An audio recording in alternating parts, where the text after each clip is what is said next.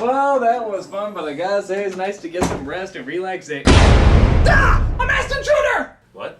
Take whatever you want, just please don't rape me. What? Okay, that's the way it has to be. If you have to do what you have to do, I understand. I mean, it is the way I like. Ha ha! Critic, it's me, Todd. Oh, yeah, that's right, the mask thing. What are you doing here? Remember? We're here to shoot a crossover. I scheduled it with your secretary like a week ago. Dear Nostalgia Critic, do not forget about your appointment with Batman. Oh, yeah. It's just, my schedule's been so crazy. I barely have time for crossovers. Hey, don't forget, man, we're doing Pink Floyd's The Wall, 5 minutes. God, I'm doubting the security in this hotel. It's just that, you review music, and, music's just not really my thing. Well, I review movies too if they're terrible and they star a famous pop singer. And I have just the movie for us. Michael Jackson's magnum opus, Moonwalker. Did it. Cool as ice. Did it. Glitter. You did it. Seriously? Man, I gotta start watching my own stuff. Door's over there, Hamburglar. No, wait! Wiz! You're a sick fuck with issues. No, the movie, The Wiz! Come on and ease on down the road. Come on, ease on down the road. In 1973, Broadway rolled out the smash hit musical The Wiz, a new musical version of The Wizard of Oz. And the twist in this case was that the soundtrack was funkier and the cast was all black. It was a smash hit. Black audiences loved it, white audiences loved it, everyone loved it. 5 years later, Motown Records got a hold of the film rights and cast the two biggest singers on its roster, the legendary Diana Ross and the quickly becoming legendary Michael Jackson. Not only that, they loaded it up with all the greatest black performers they could find. Lena Horne, Richard Pryor, that guy from The Match Game, and that goes for the talent behind the camera too. After all, who better to bring Black America to the whimsical fantasy-scape of Oz than director of angry social dramas Sidney Lumet, and a screenplay from the guy who brought us the Bat credit card.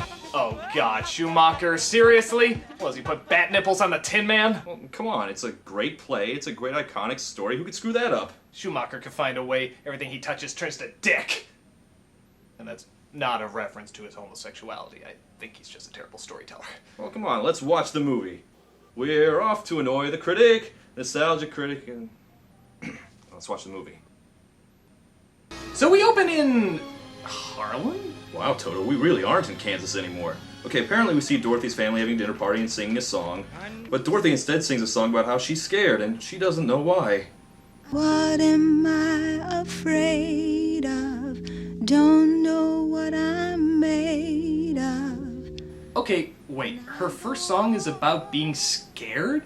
This isn't exactly Somewhere Over the Rainbow, is it? Something tells me that it's more than I can deal with. In fact, it's exactly the opposite. That's like if they remade Beauty and the Beast and instead of Be Our Guest, they sung Get the Fuck Out! Also, she's a kindergarten teacher, but Annie M thinks she should teach high school to make more money. Now you take that new job and find a place for you and Toto. It's time for you to make a home of your own.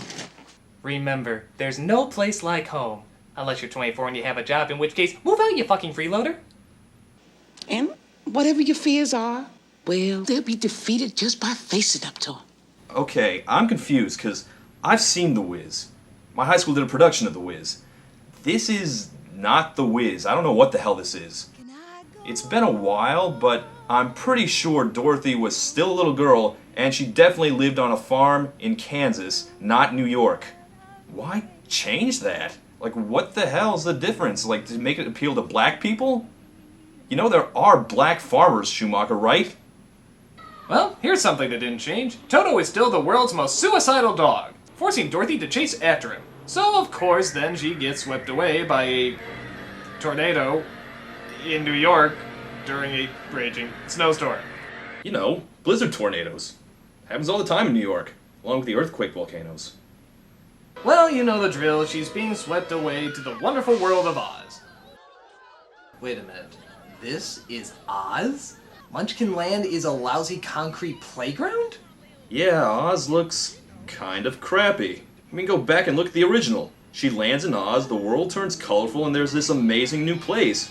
But this place looks like Gotham City in Schumacher's Batman movies. Hey, maybe that's where he got the artistic direction for those buildings. What do we agree on? Oh, complimenting Joel Schumacher while you're still alive.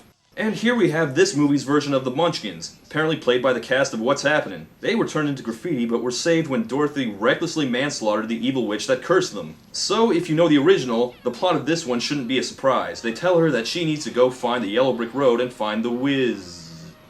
Not the wizard, just the Wiz. So I figured the odds are only the Wiz could cipher how to get you back to which is that place was. The Wiz? What's a whiz? Well, I don't want to get too dirty, but there's a reason the yellow brick road is yellow. Don't whiz on the electric fence. They sing a song about how great the Wiz is, but okay, is it just me, or does it sound like this song belongs in Sesame Street? He's the man, he's the only one who can give your wish right to you. He'll send you back through time by running magic through ya. Cause the Wiz is a person in your neighborhood. In your neighborhood. In your neighborhood. And I'm sure that he will understand. He's the Wiz and You know, there's an urban legend that if you look closely in the background, you can actually see Motown's film division committing suicide. follow the yellow brick road. The yellow brick road? Yeah! The yellow brick road! Okay, so she knows what to do, and now it's time to get the story rolling. I'm acting just like a baby. Or stay in the exact same spot and sing some more. I'm not sure that I'm aware if I'm up or down. Not in a hurry to get home, huh? Just going to see the Wiz when you're up and ready for it. Again, not a slam against his homosexuality. I'm so amazed at the things that I see here. Don't wanna be afraid. I just don't wanna be here. Okay, I am really not feeling Diana Ross as Dorothy here. How did they take one of the most glamorous and beautiful women of the 70s and make her look that busted? I guess it doesn't help that she's constantly whimpering and simpering like that. I mean, look at her. It'd be one thing if she were a little girl like she was supposed to be, but she's not. She's clearly a woman in her mid-30s. I wanna go home. I wanna go home. God damn, you're a grown-ass human being. Man the fuck up. Or woman the fuck up. Grow some balls. Or parade your vagina. Put some hair on your chest. Or shave your tits. Also, she can't catch a cab. Social commentary, everyone.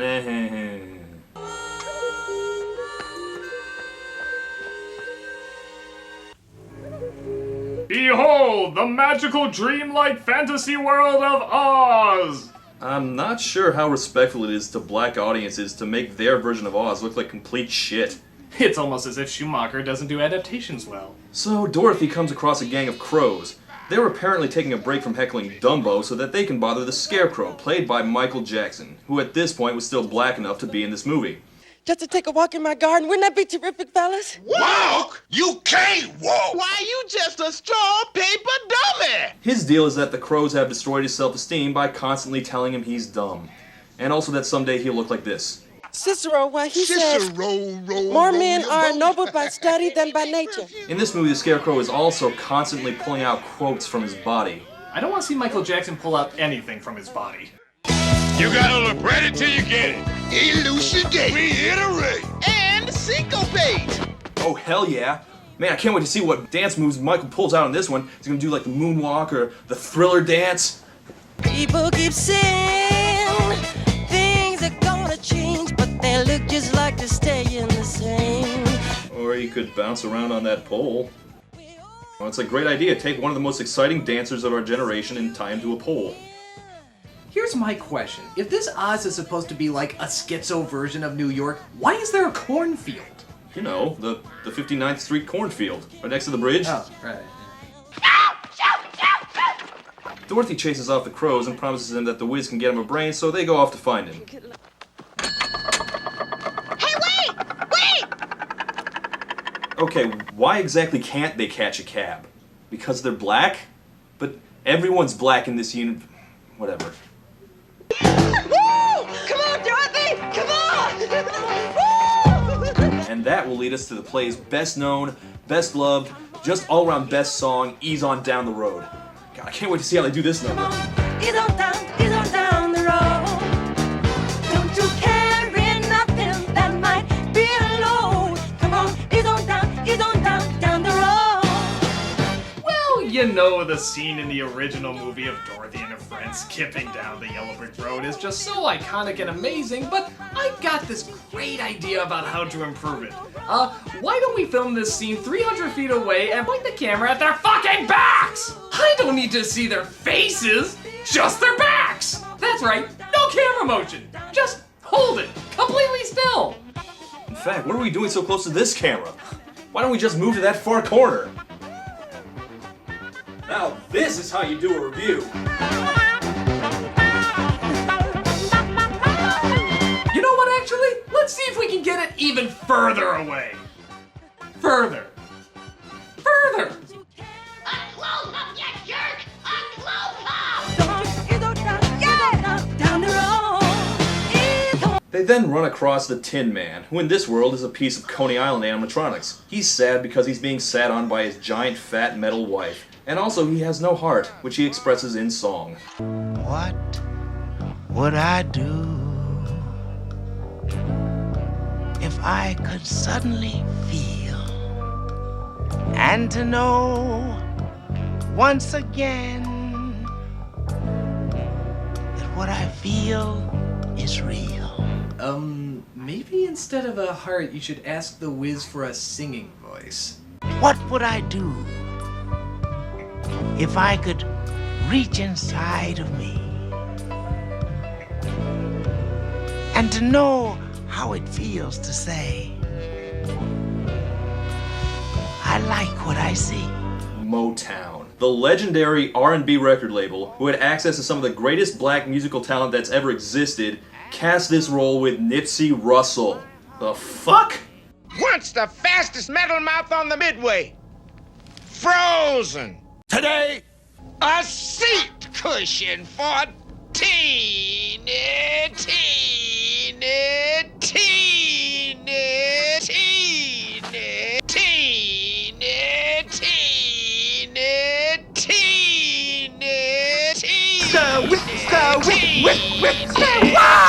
No, we're not doing that. No. Slide some oil to me.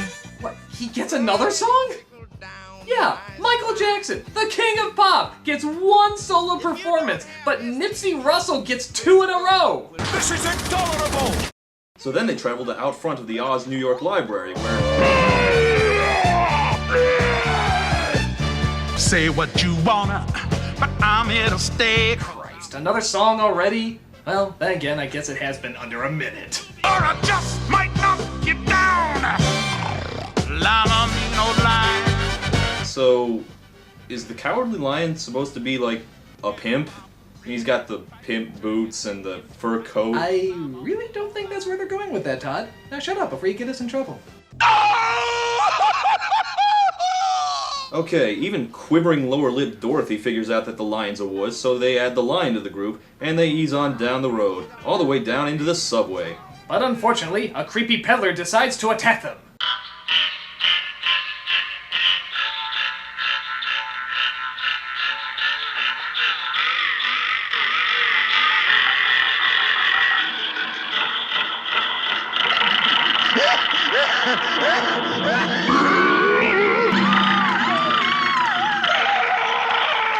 Oh my god, this is as scary as an actual New York subway! Mother.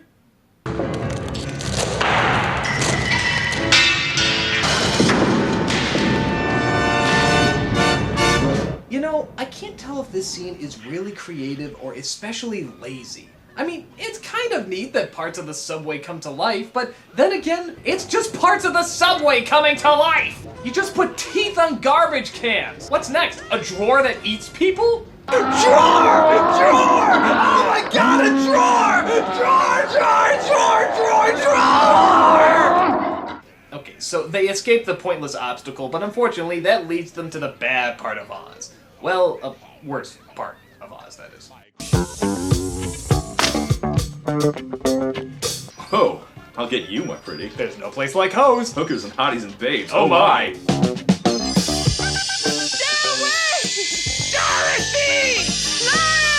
I guess the Donna Summer bad girls here are supposed to be the poppy fields because they make Dorothy and the lion fall asleep, but then the other two rush in to save them. Please don't be dead. Oh, please don't be dead. Oh, all is lost. And now, a reprise of the Wiz's show-stopping signature musical number, Teen It, Teen It, Teen It, Teen It, Teen It, Teen It. You know, it's not any better when you do it, Tom. Teen It, Teen It. In fact, I dare even say it's a little annoying. Teen It, Teen It, Teen It, Teen It. Shut up! The lion feels so bad that he totally botched that one, so Dorothy makes him feel better with, yeah, Big Shot can never gonna believe it, another song! And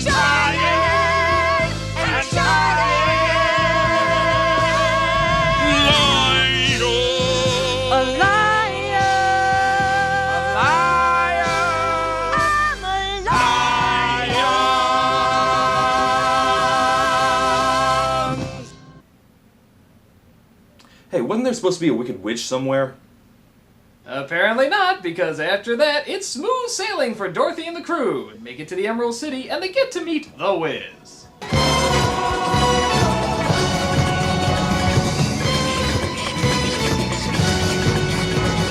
Okay, now I know The Wizard of Oz is a timeless classic, but you know what will make it even more timeless and more classic? Shitty disco music.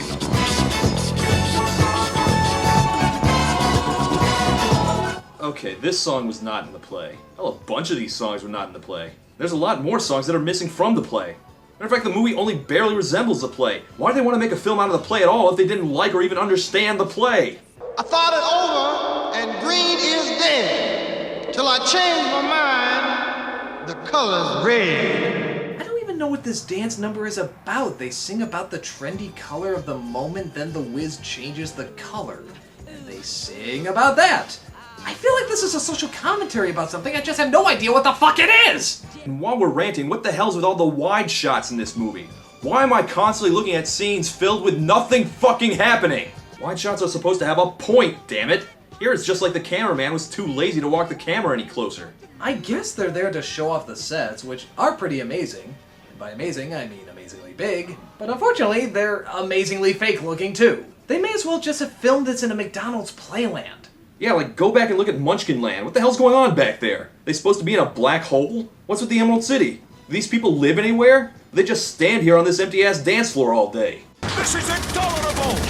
Well, in one of the scenes from the source material that they managed not to screw up, they meet the Wiz, who tells them that if they want favors from him, they have to go kill the Wicked Witch, who the movie has finally remembered to put in. The Great Oz has spoken!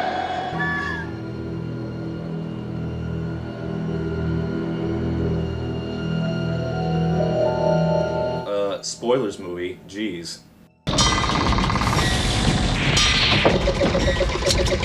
Wow, she's hideous, and she's so evil in this version, she runs a sweatshop in a horrible factory.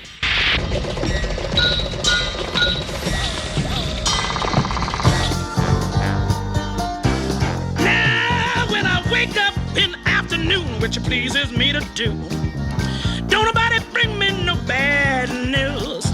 You can't be my best of friends as opposed to paying dues, but don't nobody bring me no bad news. Actually, this Wicked Witch is a lot of fun. Even her sweatshop seems really into it. Yeah, I kinda want her to win. So don't nobody bring me no bad news. So she finds out about Dorothy and sends out her flying monkeys. The flying monkeys, for the record, are the name of a motorcycle gang in this movie. Why? Because this film is committed to taking every single fantastical element of Oz and flushing it straight down the crapper.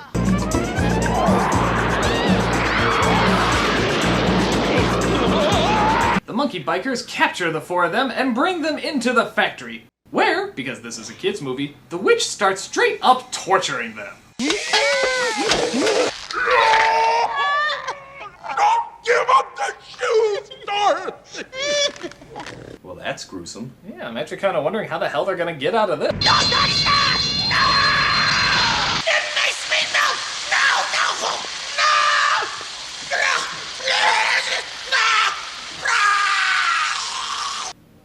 She pulls the fire alarm. That's the solution! Yeah, okay, the original Wicked Witch also got hit by water in her own castle, but it was like a glass or a bucket. It was a small amount. It's not a giant-ass sprinkler system installed friggin' everywhere. One of her own slaves could have taken her out by absentmindedly tossing a cigarette into the garbage or something. Christ, in this highly funded musical, the way to fix the situation is the same way the Energizer Bunny took her out! Still going. And Dorothy was right there! The Wicked Witch intentionally plopped her right on that spot with the fire alarm in plain view of everyone. And get this, her throne is a giant toilet. God, and I thought the aliens from Signs were stupid. Google! Fuck, Nick, Glad!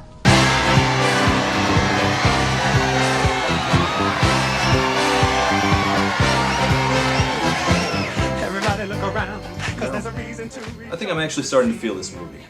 Like, everyone's happy, everyone's dancing, there's a lot of energy. Dinah Ross has finally lost that annoying wibble, wibble, wibble look on her face. Yeah, you know, I'm starting to get into this finally.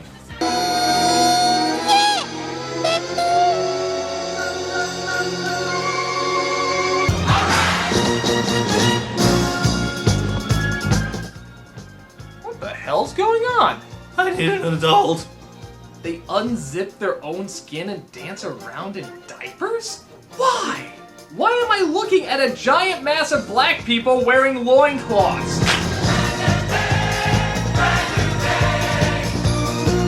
Okay, I can only assume Dorothy and everyone leave before the orgy commences in full, and they sneak in the back way into the Wizard's room, where they find out the awful truth.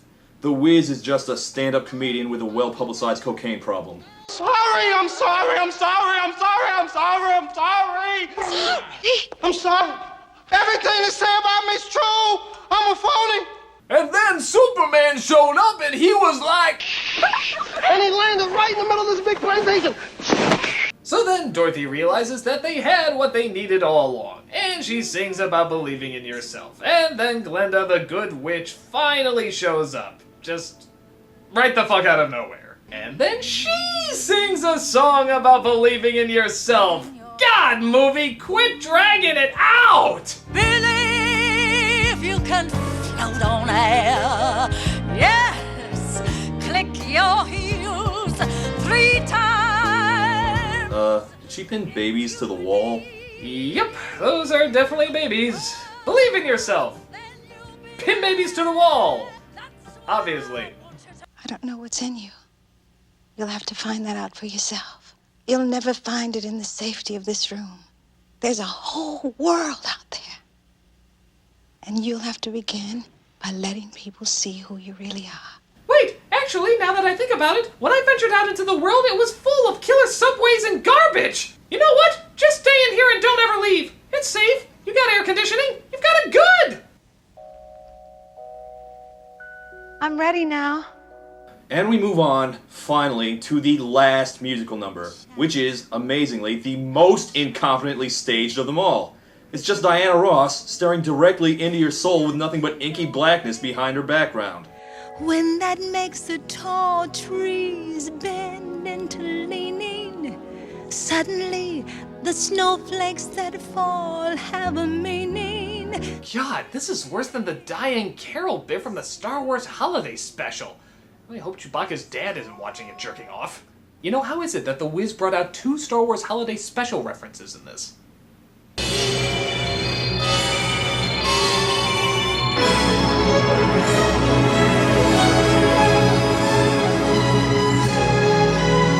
Oh, Auntie Em, I had the most awful dream, and you weren't there, and you weren't there. None of you were there. Oh, I'm so glad to be home. Are you still here? Why haven't you moved out yet? Well, that was The Wiz. It sucked. It sucked. It sucked. This movie was a huge flop at the time, and I can see why. I know there's a lot of people who have fond memories of this movie, but honestly, I thought it was completely awful from beginning to end. They made a bunch of bullshit changes to the original story, and every single one of them is for the worse. Dorothy's awful, the direction is awful, and the story is bogged down by a bunch of draggy, slow musical numbers. I did like some of the songs, I guess, but for the most part, it just blew. It's lame, it's dated, it's butt ugly, and it makes no goddamn sense.